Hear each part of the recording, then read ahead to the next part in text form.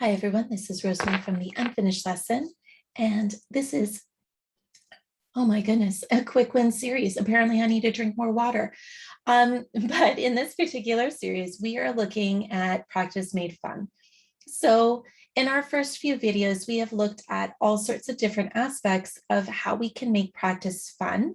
And a big part of that is making things easy and engaging for our students, as well as easy for our clients. If you have not watched those previous videos, go down below, make sure that you watch the videos. There's a quick exercise that you can do in each of those, and that will help you get the most that you can out of these. All right, well, let's get back into this particular video, which is how to pull all these strategies together. I've given you a bunch of ideas in the previous videos, and you know what, with so many strategies and tools and resources available, whether it's on the internet, YouTube, social media, it can feel really overwhelming. And so how can we take all of this information and all of this amazing stuff and bring it down to what we can do in our studio? Well, I'm going to give you a few tips. One, start small. Okay, if it's overwhelming for you, it's overwhelming for your students and your clients. It just is. I get excited about things when I introduce them into my studio. So I know that especially when I'm feeling overwhelmed, it tends to fall apart in my studio because I've gone too big on the approach.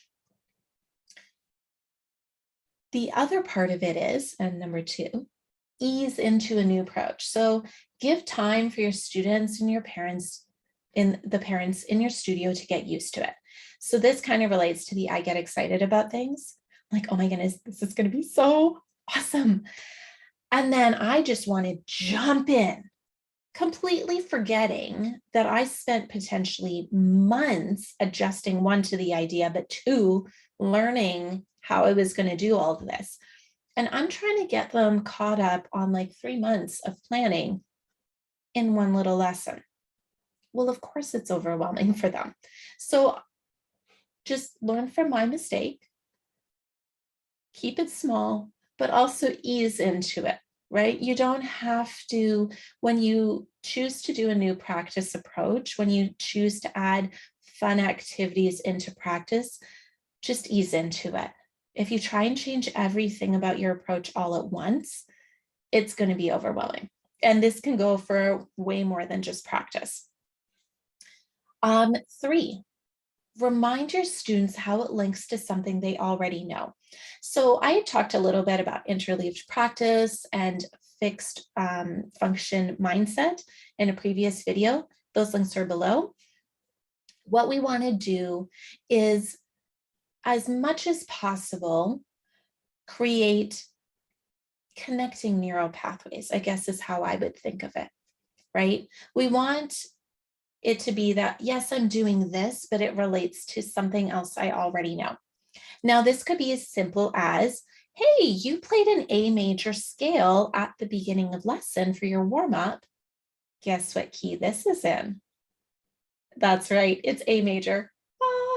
Isn't it great that you're already warmed up? You already know this scale. Let's find the scale in the music. Something as simple as that. Or it could be something like, do you remember, this is actually a conversation I've had. Do you remember like 2 years ago, maybe even 3 years ago, in music lab, we did this activity on such and such? And the student goes, yeah, I kind of remember it. Well, guess what? You're now playing it in this song. Do you see how I'm connecting what they already know?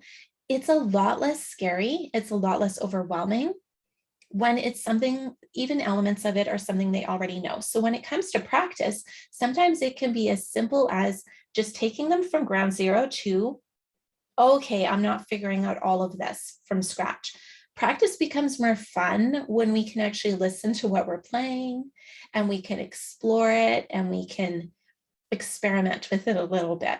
But that doesn't happen if it's the very first time that we've looked at something and we're so worried about playing the right notes or the right rhythm that we can't think beyond that.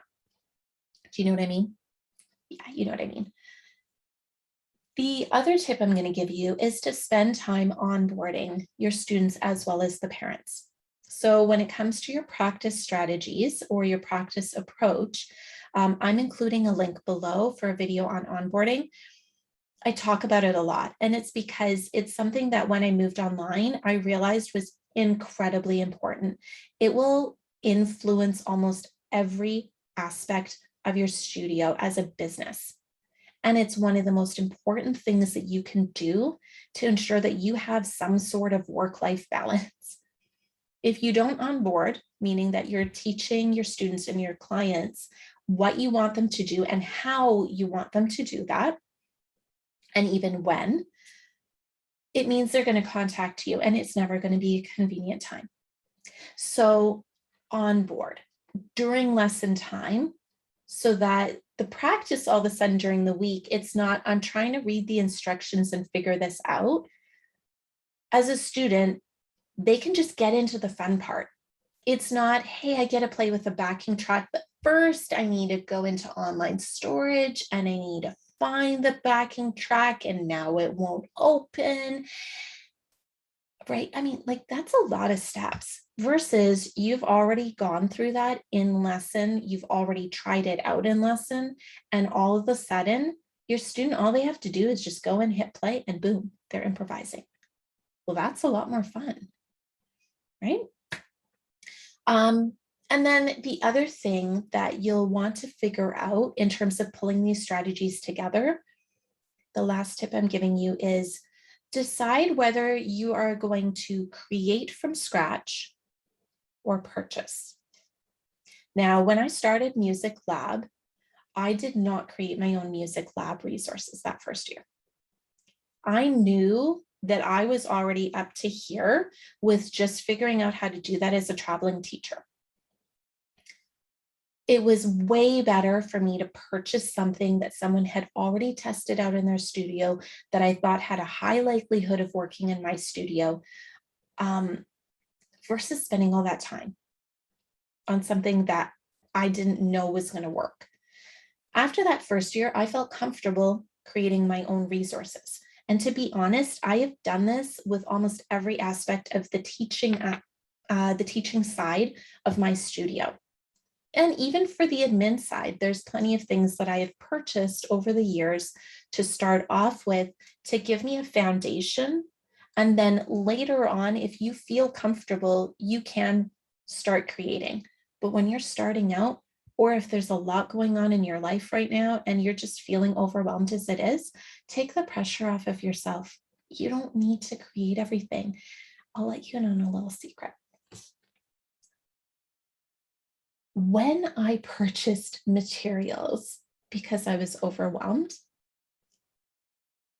none of my students or clients noticed because I was smart in what I purchased. I made sure that it was stuff that was really good, right? But they didn't realize. All they saw was that it was fun, it was engaging, and that the programming was good. That's what they noticed. They didn't go,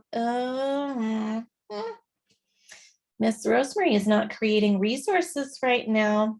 Like there was none of that. I think sometimes we put so much pressure on ourselves that we have to do everything. You don't. Okay, so here's what I would like you to do before you go on with the rest of your day. One, please hit that subscribe button. Okay, it lets me know stuff like this. It helps you. It's helping you get some balance in your life, creativity in your studio.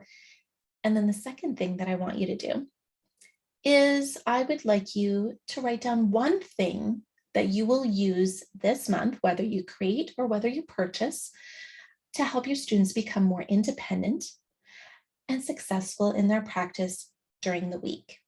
Now, if you're thinking, I have no idea what I'm going to use for practice, it sounds great. I want my students to like be more independent and it would be great if they had choice and stuff. If you're looking for a ready-made resource, my students absolutely loved the 5 ways practice strategies. So I will include a link below if that's what you're looking for. Go ahead and click that. All right. I hope you have an incredible day, and I look forward to seeing you in the next series.